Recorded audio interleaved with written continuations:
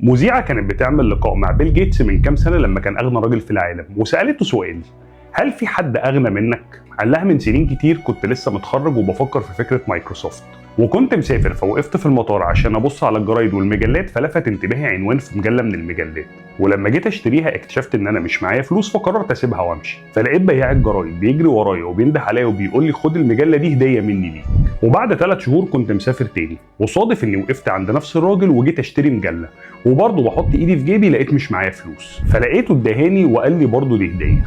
وبعد 19 سنة وصلت للي أنا فيه دلوقتي وبقيت واحد من أغنى الناس في العالم، وفضلت أدور على الراجل ده لدرجة إن أنا كلفت فريق بحث يدور معايا عليه، وبعد شهر ونص من البحث لقوه شغال سكيورتي في مصر. ولما جابوه قلت له: أنت اديتني هدية من 19 سنة مرتين وأنا عايز أرد لك الجميل ده، فأي حاجة هتطلبها أنا هجيبها لك.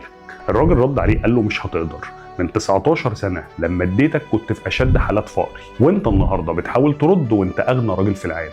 العطاء ملوش دعوة بغنى أو فقر، والكريم كريم حتى لو مش لاقي ياكل، والبخيل بخيل حتى لو ملك الدنيا كلها. بس يا سيدي، وكده يبقى خلص الكلام.